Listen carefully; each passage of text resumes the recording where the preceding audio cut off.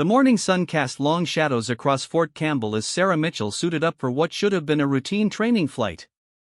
The Kentucky air was crisp, carrying the familiar scent of aviation fuel and morning dew that had become as comforting to her as coffee. She moved through her pre-flight checklist with the precision that had earned her the nickname Clockwork among her squadron mates. Every strap, every connection, every system check was performed with methodical accuracy that had kept her alive through countless missions in Afghanistan and Iraq. Her Apache, tail number 07-03456, gleamed in the early light. She ran her hand along the fuselage, feeling the slight vibrations from the auxiliary power unit humming to life. This particular aircraft had been her bird for the past 18 months, and she knew its quirks better than she knew her own apartment. The slight pull to the left during hover, the way the collective felt just a hair heavier than regulation, the tiny scratch on the canopy that maintenance kept promising to fix but never did. These imperfections made it feel alive, real, like a trusted partner rather than just a machine. Captain Rodriguez, her weapons officer for today's exercise, was already strapped into the front seat, running through his own checklist. They had flown together dozens of times, and their communication was nearly telepathic. A subtle shift in his posture, a particular inflection in his voice over the intercom, and Sarah could read his thoughts about target priorities or tactical adjustments. Today felt different though. There was a tension in the air that she couldn't quite place, something that made her skin prickle with unease. The mission brief had been standard. Live fire exercise against ground targets at range 43, about 30 miles northeast of the base. They would be practicing close air support scenarios, working with ground units to coordinate strikes against simulated enemy positions. It was the kind of training they did monthly, designed to keep their skills sharp between deployments.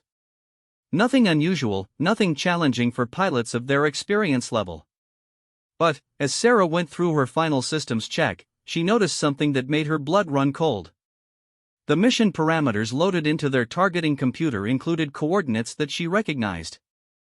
Grid reference 38 SMD 4123018456.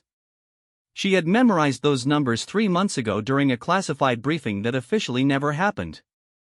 Those coordinates marked the location of a highly classified CIA safe house, one that was supposed to be known only to a handful of people with the highest security clearances.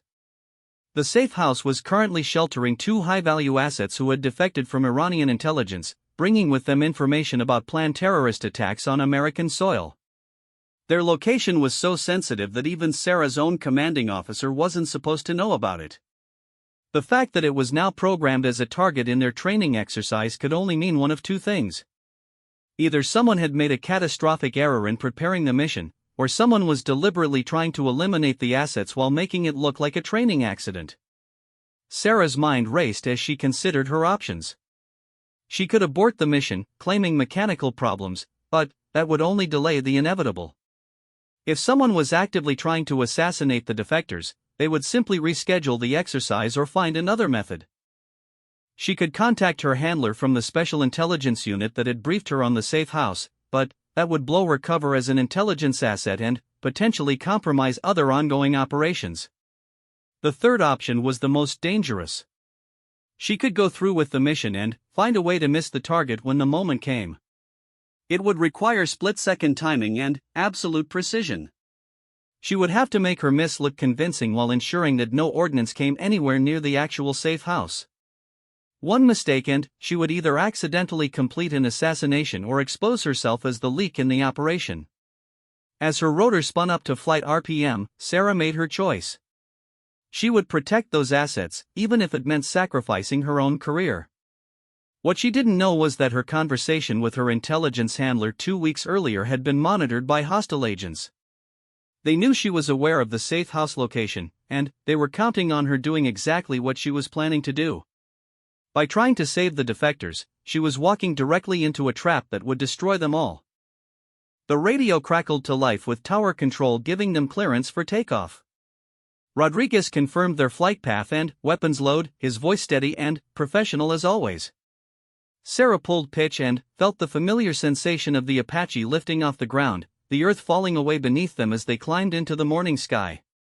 The rolling hills of Kentucky stretched out in all directions, peaceful and serene, giving no hint of the deadly game of chess that was about to unfold at 30,000 feet.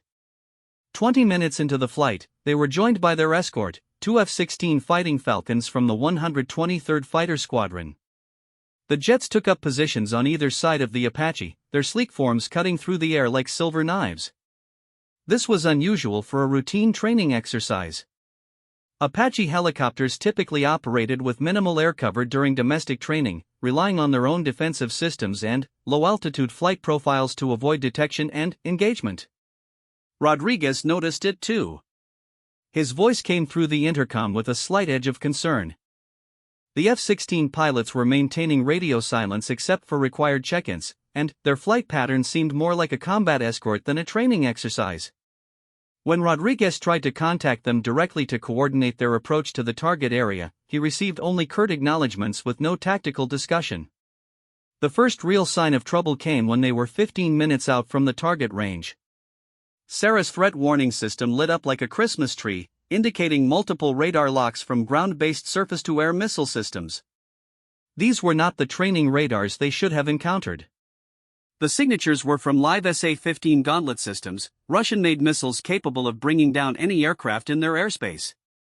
Someone had positioned active missile defenses around their training area. Sarah's training kicked in automatically. She dropped the Apache to nap of the Earth altitude, using the natural terrain to mask their approach from the radar systems. The helicopter skimmed over treetops and around hills, following valleys and creek beds to minimize their exposure. But, even as she flew with practiced skill, her mind was processing the implications of what they had discovered. This was no longer a training exercise. Someone had turned their routine flight into an active combat situation. The F-16s were still with them, but their behavior had become increasingly aggressive. They had moved from escort positions to what could only be described as herding maneuvers, subtly adjusting their flight path to keep the Apache moving toward the target area despite Sarah's evasive flying. When she attempted to deviate from the planned route, one of the jets would casually drift into her path, forcing her to correct course or risk a mid-air collision. Rodriguez was systematically checking their weapons systems, his movements sharp and efficient as he prepared for whatever was waiting for them at the target site. The Apache carried a full load of Hellfire missiles and 30mm cannon rounds, enough firepower to level several city blocks. In the wrong hands, or directed at the wrong target, their aircraft had become a weapon of assassination capable of eliminating any ground-based target with surgical precision. As they approached the final waypoint before the target area, Sarah made a decision that would change the course of her entire life. Instead of continuing on the prescribed flight path, she suddenly banked hard left and dove toward a narrow canyon that would take them away from both the missile threat and the mysterious F-16 escort. It was a violation of direct orders, a career-ending move that would result in immediate grounding and investigation. But it was also the only way to prevent whatever conspiracy was unfolding from reaching its deadly conclusion. The radio immediately erupted with angry voices from flight control, demanding that she return to the planned mission profile. The F-16s wheeled around to follow her, their pilots clearly frustrated that their carefully orchestrated plan had been disrupted. Rodriguez was shouting questions through the intercom, demanding to know why they were deviating from the mission without authorization. But Sarah kept flying, her hands steady on the controls as she navigated through the narrow canyon at speeds that pushed the Apache to its structural limits. What happened next would haunt her for months to come. The canyon walls suddenly lit up with muzzle flashes from concealed positions. Someone had anticipated her evasive maneuver and positioned ground forces to intercept her escape route. Armor-piercing rounds sparked off the Apache's fuselage as Sarah threw the aircraft into violent evasive maneuvers, pulling G-forces that strained both the machine and her own physical limits. Rodriguez returned fire with the 30mm chain gun, his targeting display tracking multiple hostile positions among the rocks and vegetation. The sound of the gun was deafening even through their helmets, a deep rhythmic pounding that vibrated through the entire aircraft. Tracer rounds illuminated their path as they fought their way through what had clearly become a carefully planned ambush. The Apache's defensive systems were screaming warnings about multiple missile launches from the canyon rim. Sarah could see the smoke trails of shoulder-fired surface-to-air missiles streaking toward them, their guidance systems locked onto the heat signature of their engines. She dumped chaff and flares while diving even lower, using the canyon floor itself as cover while Rodriguez continued to engage targets with everything they had. One of the F-16s appeared overhead, and, for a moment Sarah thought they might provide air support against the ground forces. Instead, the jet's targeting radar painted them with a missile lock warning. The pilot's voice came through on the emergency frequency, calm and professional, as he announced that he was engaging a hostile aircraft that had deviated from authorized flight parameters. Sarah realized with absolute clarity that the F-16s had never been their escort. They had been sent to ensure that the Apache reached its target and completed its mission, by force if necessary. She yanked the helicopter into a sharp climbing turn, trading precious airspeed for altitude as the F-16's air-to-air missile streaked past them by mere feet. The proximity of the explosion rocked the Apache violently, and warning lights began flashing across her instrument panel. Hydraulic pressure was dropping in the primary flight control system, and the engine temperature was climbing toward dangerous levels.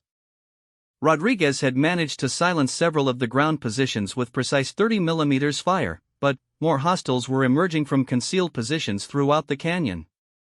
They were completely surrounded, trapped in a kill zone with hostile aircraft above and enemy ground forces on all sides. Sarah's tactical training told her that their situation was hopeless. The Apache was too damaged to outrun the F-16s, and they lacked the ammunition to fight their way through all the ground positions.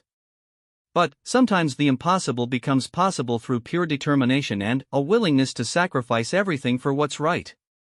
Sarah pushed the Apache's damaged systems to their absolute limits, threading the helicopter through gaps in the canyon walls that seemed too narrow for aircraft passage.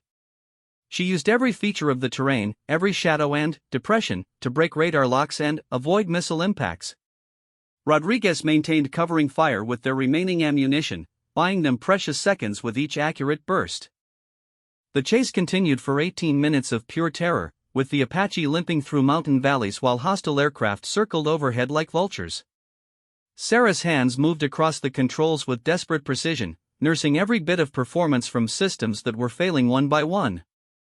The hydraulic pressure was nearly gone, forcing her to fight against massive control forces just to keep them airborne.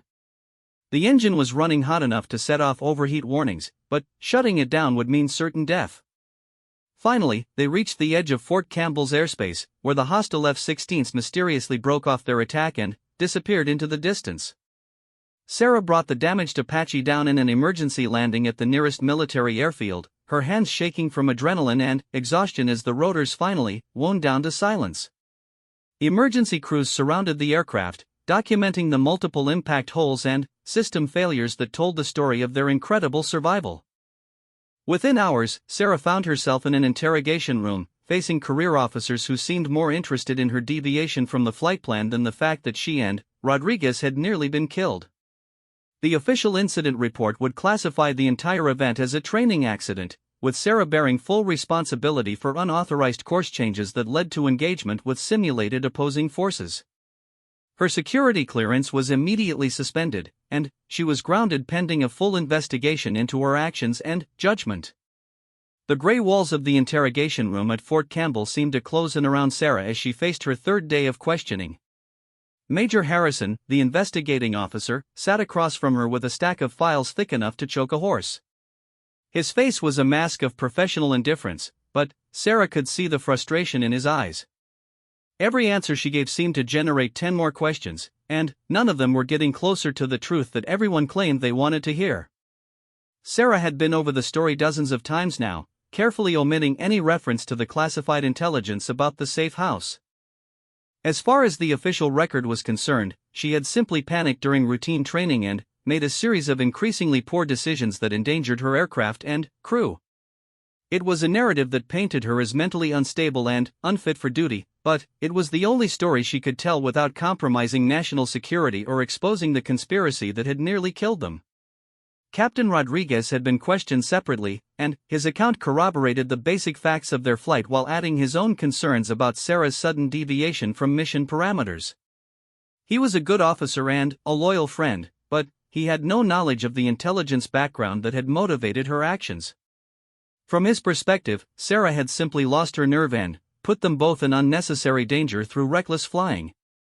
The physical evidence from the Apache told a different story, but one that the investigating committee seemed determined to ignore. The impact holes in the fuselage were consistent with live ammunition rather than training rounds.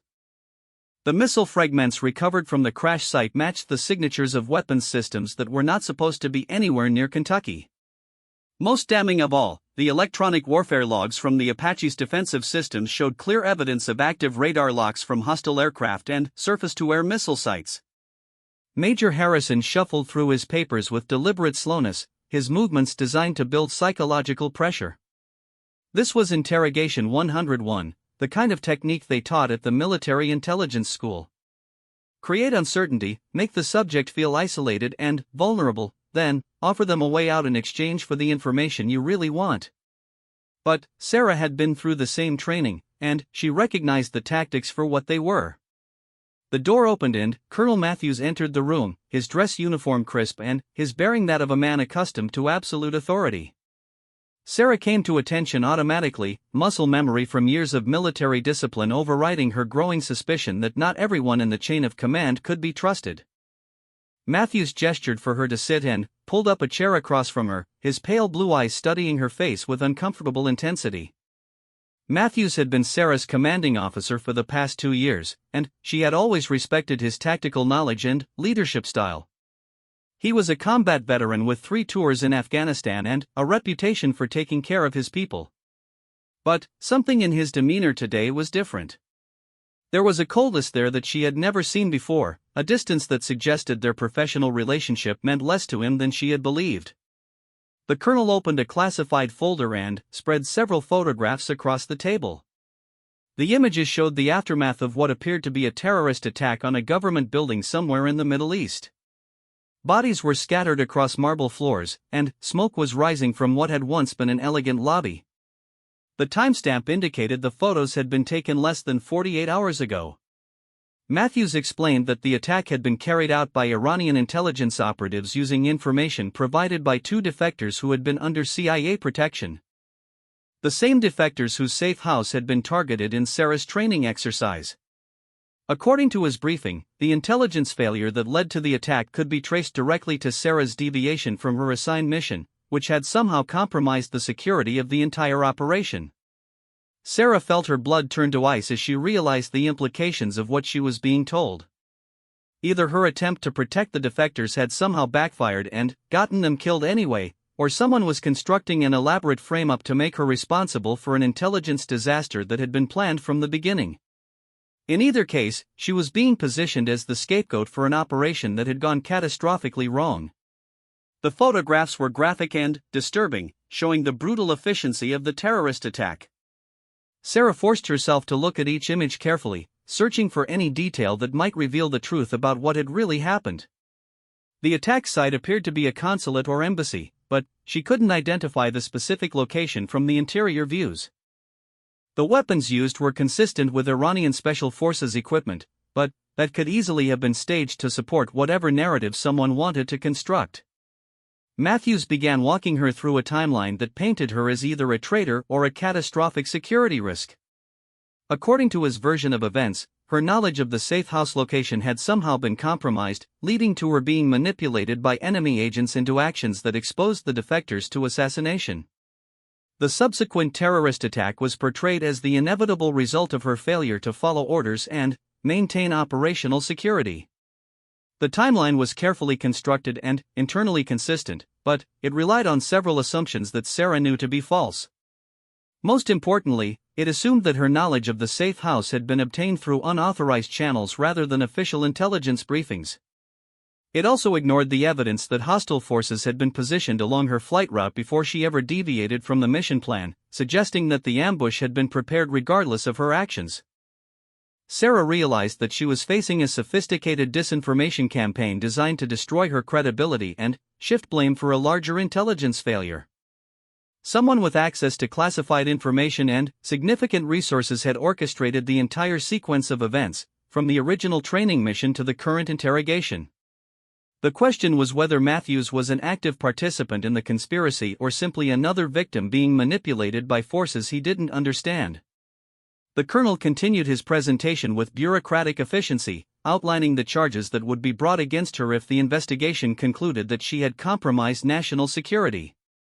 Courts-martial, prison time, loss of all benefits and honors earned during her military career. Her life would be effectively over, and she would bear responsibility for deaths that she had actually tried to prevent. But, as Matthews spoke, Sarah began to notice inconsistencies in his story that suggested he might not be fully informed about the true nature of the operation. His timeline included details about intelligence gathering methods that had been discontinued months earlier. He referenced operational protocols that had been changed without his knowledge. Most tellingly, he seemed genuinely surprised when she asked specific questions about the F-16 escort that had tried to shoot them down. Sarah made a calculated decision to test her theory about Matthews' level of involvement. She began asking detailed questions about the hostile aircraft they had encountered, watching his reactions carefully for signs that he knew more than he was admitting. His responses were consistent with someone who had been briefed on the official version of events but had no direct knowledge of the operational details. The colonel's confusion when she pressed him about the surface-to-air missile systems confirmed her suspicion that he was not one of the primary conspirators. He had been fed information designed to make him an effective tool for discrediting her, but he didn't have access to the full picture of what had really happened. This gave her a potential ally, if she could find a way to open his eyes to the deception without compromising her own security. Over the next hour, Sarah carefully guided the conversation toward the technical aspects of their encounter with hostile forces. She presented the evidence from the Apache's defensive systems in a way that highlighted the contradictions between the official narrative and the physical reality of what they had experienced. Matthews was a combat veteran with enough tactical experience to recognize when something didn't add up. The first crack in his certainty came when Sarah showed him the radar signatures from the surface-to-air missile systems. The electronic warfare logs clearly indicated multiple SA-15 Gauntlet launchers positioned around their target area, but no such systems were supposed to exist anywhere in the continental United States. Matthews had personally signed off on the training area security assessment, and he knew that no hostile missile systems had been authorized for the exercise. Sarah watched as understanding began to dawn in Matthews' eyes. Someone had used his authority and credentials to set up what appeared to be a legitimate training exercise, but they had added elements that he knew nothing about. The implications were staggering. If hostile forces had been able to position advanced missile systems on American soil without military knowledge, it suggested a level of infiltration and coordination that bordered on an act of war. The colonel called for a recess and stepped out of the room, leaving Sarah alone with her thoughts and the growing certainty that she was caught in the middle of something much larger than a simple training accident. Through the small window, she could see Matthews pacing back and forth in the hallway, speaking urgently into his cell phone. His body language suggested that he was beginning to grasp the true scope of the situation and was reaching out to higher authorities for guidance. When Matthews returned, his entire demeanor had changed. The bureaucratic coldness was gone, replaced by the focused intensity of a combat commander who had identified a real threat to his people and his mission. He sat down across from Sarah and looked her directly in the eyes, his voice quiet but filled with determination. The colonel explained that he had just spoken with his contact at Central Intelligence, and that person had confirmed several details that supported Sarah's account of the incident. Most importantly, they had verified that the safe house Sarah had been trying to protect was indeed compromised, but not through any action on her part. The defectors had been assassinated 3 days before their training flight, killed by the same people who had set up the elaborate ambush that nearly cost Sarah and Rodriguez their lives. Sarah felt a mixture of relief and horror as the pieces began falling into place. Relief that she would not be blamed for the deaths of innocent people. Horror at the realization that someone had orchestrated an incredibly complex operation designed to eliminate both the defectors and the American personnel who might have information about their activities. The training exercise had been a cover for a multiple assassination attempt that had nearly succeeded. Matthews continued his briefing with information that had been classified at levels far above Sarah's security clearance. The defectors had been carrying intelligence about a planned terrorist attack on American soil, but they had also discovered evidence of American officials who were actively collaborating with Iranian intelligence services. Their assassination had been necessary not just to prevent the intelligence from reaching American authorities, but to protect highly placed moles within the military and intelligence communities. The ambush in the canyon had been designed to eliminate Sarah and Rodriguez because they had been inadvertently exposed to operational details that could compromise the larger conspiracy. Someone in the intelligence community had identified them as potential witnesses who needed to be silenced before they could piece together what they had seen. The elaborate nature of the setup suggested that the conspirators had significant resources and were willing to take enormous risks to protect their operation. Sarah realized that her survival had been largely a matter of luck and skill, but that the threat to her life had not diminished just because the initial attempt had failed. The people behind the conspiracy still needed her silenced, and they would undoubtedly try again once they had time to plan a more subtle approach. Her grounding and investigation had actually provided them with additional opportunities to eliminate her while making it appear to be suicide or accident. Matthews seemed to reach the same conclusion, because he immediately began discussing protective measures and the need to move her to a secure location while they investigated the full extent of the conspiracy. But, as he spoke, Sarah noticed that he kept glancing toward the door, and she realized that even this conversation might be compromised. The interrogation room was almost certainly monitored, and whoever was behind the original plot would soon know that their cover story was falling apart. The door burst open without warning, and 3 military police officers entered with weapons drawn. They announced that Sarah Mitchell was under arrest for treason and espionage, and that she was to be transferred immediately to a maximum security facility pending trial. Matthews protested that he had not authorized any arrest, but the MPs produced orders signed by a general whose authority superseded his own. As they placed handcuffs on her wrists, Sarah realized that the conspiracy reached even higher into the military hierarchy than she had imagined. Someone with the power to override a colonel's authority had been monitoring their conversation and had moved quickly to prevent any further investigation into the truth. Her brief moment of hope was crushed as she was led away from the only person who had begun to believe her story. The transfer vehicle was a windowless van with armed guards, and Sarah found herself wondering if she would actually reach the military prison alive. Too many people had already died to protect whatever secret was behind the original assassination plot. One more suspicious death would be easy to arrange, especially for someone who was already being portrayed as a traitor and security risk. But, as the van pulled away from Fort Campbell, Sarah caught a glimpse of Matthews standing in the doorway of the headquarters building, his phone pressed to his ear and his expression grim with determination. Perhaps her arrest had been premature, and perhaps there were still people in positions of authority who were committed to uncovering the truth. Her survival might depend on whether Matthews could move fast enough to expose the conspiracy before it claimed any more victims. The maximum security detention facility at Fort Leavenworth was a place designed to break the spirit of anyone unfortunate enough to be confined within its walls. Sarah's cell was a concrete box barely large enough to contain a narrow cot, a metal toilet, and a small sink that provided only cold water. The single window was positioned high on the wall, too small to provide more than a glimpse of gray sky and too heavily reinforced to offer any hope of escape. Sarah had been processed through the facility's intake procedures with mechanical efficiency. Her uniform was replaced with orange coveralls that marked her as a high-security prisoner. Her personal belongings were confiscated and inventoried, leaving her with nothing but the basic necessities needed for survival.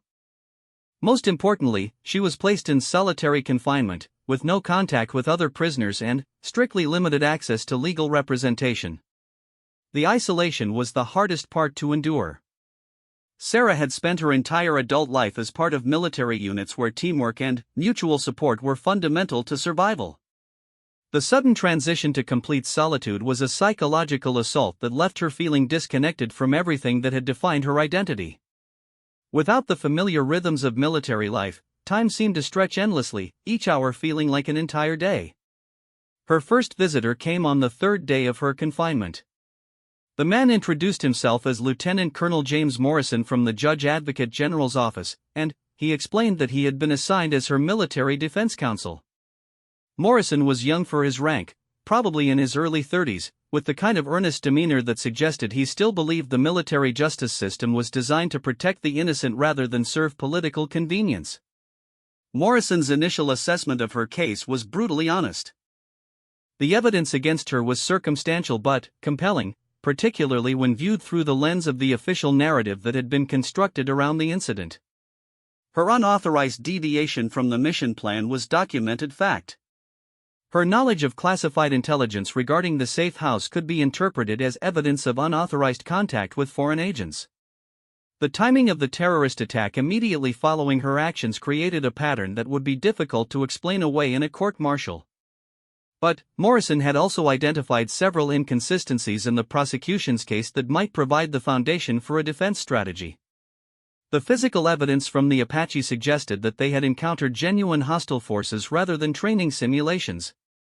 The electronic warfare logs documented radar signatures and missile launches that were not consistent with any authorized exercise. Most importantly, the timeline of events made it impossible for Sarah's actions to have directly caused the intelligence failure that led to the terrorist attack. Sarah found herself in an impossible position when it came to sharing information with her defense counsel. The intelligence briefings that had informed her decision to protect the safe house were classified at levels that Morrison did not have access to. She could not explain her actions without revealing information that would compromise other ongoing operations and potentially endanger additional lives. Yet without that context, her behavior appeared irrational and potentially treasonous. Morrison sensed that Sarah was withholding crucial information, but he was professional enough not to press her for details that might be classified above his clearance level. Instead, he focused on the technical aspects of the case, analyzing the flight data and weapons signatures in search of evidence that would support her claim of encountering genuine hostile forces. His methodical approach reminded Sarah of the careful way she prepared for complex missions, examining every detail until a clear picture emerged. The days blended together in a haze of legal meetings, psychological evaluations, and endless hours of isolation. Sarah's physical condition began to deteriorate as the stress of confinement took its toll on her health. She had always maintained peak fitness as part of her military service, but the combination of poor nutrition, limited exercise opportunities, and constant tension left her feeling weak and disoriented. The psychological pressure was even more intense than the physical hardships. Sarah found herself constantly analyzing her actions during the flight, wondering if there had been some other way to handle the situation that would have protected the defectors without destroying her own life. The uncertainty was maddening, especially since she had no way of knowing whether her sacrifice had actually accomplished anything meaningful. Her sleep was plagued by nightmares that replayed the canyon ambush with vivid intensity. She would wake up in a cold sweat, her heart pounding as she relived the terror of being hunted by hostile aircraft while trying to navigate through narrow passages between canyon walls. The sound of the Apache's warning systems would echo in her ears long after she opened her eyes, a constant reminder of how close she had come to death. On the 10th day of her confinement, Sarah received an unexpected visitor. The guard who escorted her to the meeting room was unusually nervous, checking his weapon multiple times and glancing over his shoulder as they walked through the corridors. When they arrived at the designated room, Sarah understood why. The man waiting for her wore the uniform of a Navy admiral, with enough ribbons and decorations to suggest a career spent at the highest levels of military command. Admiral Richardson was a legend within the military intelligence community, known for his role in planning some of the most successful covert operations of the past decade. His presence at a maximum security prison was unprecedented, and it suggested that Sarah's case had attracted attention from the very top of the military hierarchy. Richardson dismissed the guard with a gesture that indicated their conversation would be conducted without witnesses or recording devices. The Admiral's first words were not what Sarah had expected. Instead of questions about her actions or attempts to extract information about classified operations, he simply apologized for what she had endured over the past 10 days. His tone was sincere and personal, as if he understood exactly what she had sacrificed and why she had made the choices that led to her current situation. Richardson explained that he had been conducting his own investigation into the intelligence failure that had led to the terrorist attack, and that his findings had revealed a conspiracy that reached much deeper into the government than anyone had initially suspected. The assassination of the Iranian defectors had been orchestrated by American officials who were actively working to protect Iranian intelligence operations within the United States. The scope of the conspiracy was staggering. Multiple members of Congress were receiving payments through offshore accounts in exchange for classified information about American military operations in the Middle East. High-ranking military officers were manipulating intelligence assessments to minimize the apparent threat from Iranian activities. Most damning of all, there was evidence that the terrorist attack that had been blamed on intelligence failures was actually a joint operation between Iranian agents and their American collaborators. Sarah listened in growing amazement as Richardson outlined the evidence that his team had accumulated over months of careful investigation. Bank records, intercepted communications, surveillance footage, and witness testimony all pointed to a systematic effort to compromise American national security from within. The conspiracy was so extensive that it had been necessary to conduct the investigation outside normal channels, using only personnel whose loyalty was absolutely certain. The Admiral explained that Sarah had unknowingly become a crucial part of their investigation when she was selected for intelligence briefings about the safe house operation. Her recruitment as an intelligence asset had been designed to test the security of the information, to see if details about the defector's location would be leaked to hostile forces. Her actions during the training flight had confirmed their worst suspicions about the extent of the security breach. Richardson's revelation put Sarah's entire experience in a completely different context. Her grounding and imprisonment had not been the result of her failure, but rather evidence of her integrity and commitment to protecting classified operations. The conspiracy had moved against her so aggressively precisely because her actions had threatened to expose their collaboration with Iranian intelligence services. But the Admiral also delivered sobering news about the challenges they faced in exposing the full truth.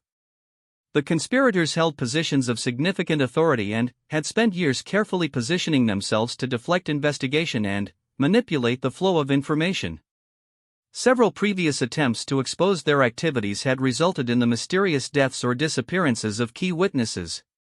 Sarah's survival had been remarkable, but it also made her an enormous threat to people who had already demonstrated their willingness to kill to protect their secrets.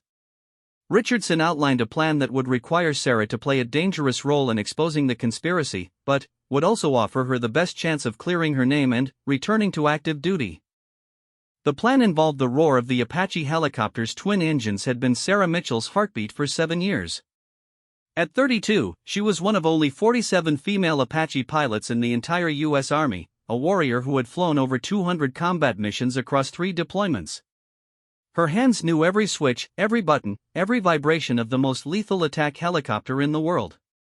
She could thread the needle between mountains in zero visibility and put a Hellfire missile through a window from 3 miles away. But now those same hands trembled as she stared at the grounding order on her commanding officer's desk.